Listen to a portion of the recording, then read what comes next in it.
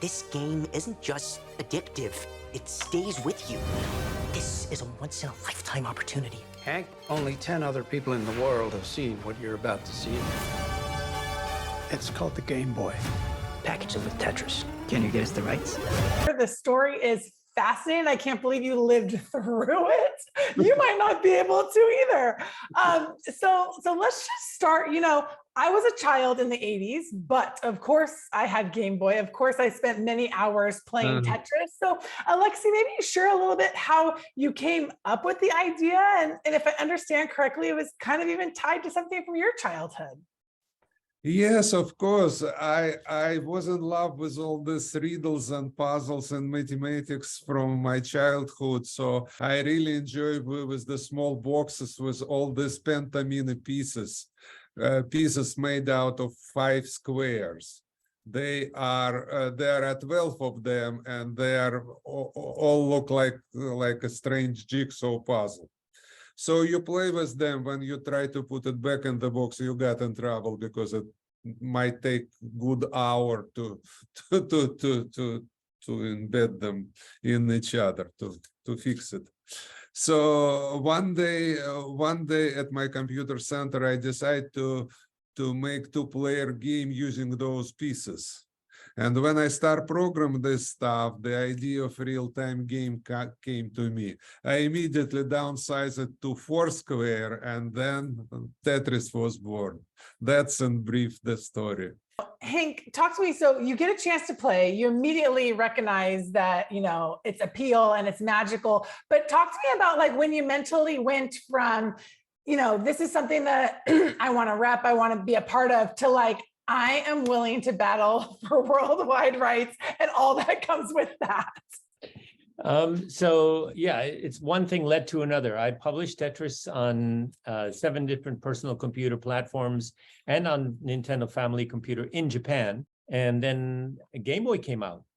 And oh my goodness, Game Boy is the perfect machine for Tetris. So I had that meeting with Arakawa and said, look, you should pack in Tetris. So that the lines that you hear in the music, those lines were my lines. We worked on the script, you know, and so wherever we could make something as realistic as possible, we did. So, you know, those were real lines. The other line that was really me was like, I'm not standing in front of this door. I'm going to fly all this way to stand in front of a door and go back. No, I'm going in. So yeah, that was totally me. It was a little bit of spot. And when you think of it in context of everything that was going on with, you know, communism in the Soviet Union and the USSR kind of breaking up, Alexey, if you can think back to like kind of what were your thoughts at that time, and then that this isn't like a war secret, this is a video game, the power and the importance that was placed on Tetris. Exactly, but you know, at that time, we in the strict kind of political situation, even small stuff to whom give those rights might become a really serious political intrigue, as you see in the movie. It's based on the real stuff. Robert Maxwell was the publisher of Gorbachev memoirs, and we feel really serious kind of pressure during all this deal, which you could observe from the movie. So movie historically is very truthful, at least emotionally. It was You squeezed a year and a half of our lives into 2 hours. 2 hours. So, you know, a lot of things that would have taken days had to be done in minutes. So to get that point across, they had to do Hollywood. And they did. Well, they kept me on the edge of my seat the whole time. And at many times I thought, are they just going to walk away? Like the stakes get so high. But what I loved seeing develop that was on screen and looks like mirrored in real life is the friendship that the two of you formed, you know, with seemingly different personalities, but like a shared love and bond. Maybe talk a little bit about how the two of you built trust and, you know, are sitting next to each other today with a movie about your lives. So, you know, from the time that I met Alexey, very quickly we figured out they were both game designers, and we could talk about Tetris and the future of Tetris and all juicy stuff. all that exciting stuff.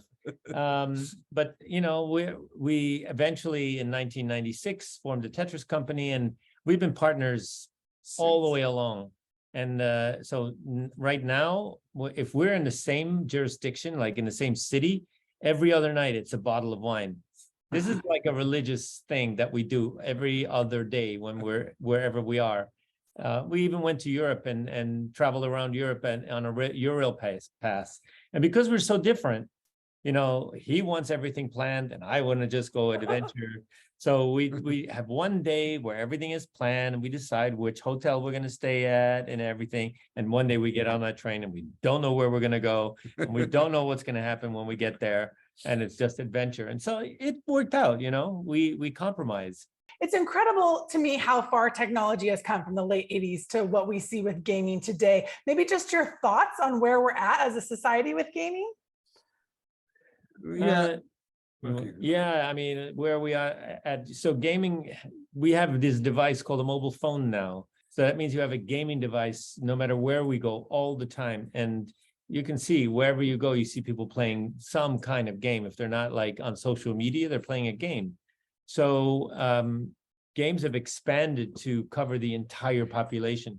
And you could say Tetris was the breakthrough where gaming went from being a thing for men or guys to for everybody, because before that was 95% male dominated, you know, the players.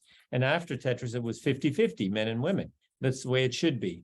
And 50 and like young and old. There's no age, there's no gender, there's no like culture behind Tetris. So everybody can play Tetris. Where's gaming going now?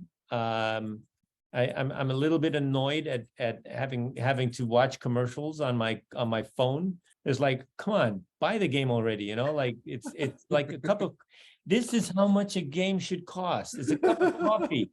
It's like $3.99 or $4.99. And you, instead of 10 minutes, we're giving you like 40 hours of pleasure. So like, you want to watch the commercials? Okay, that's up to you. But I think it's a miserable way of playing games. Well, basically, I'm looking in future, and I really think that artificial intelligence will be involved in the gaming.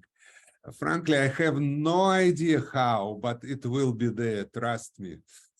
Well, Henk, Alexey, thank you guys so much for making time for me today. And I cannot wait for audiences to see this.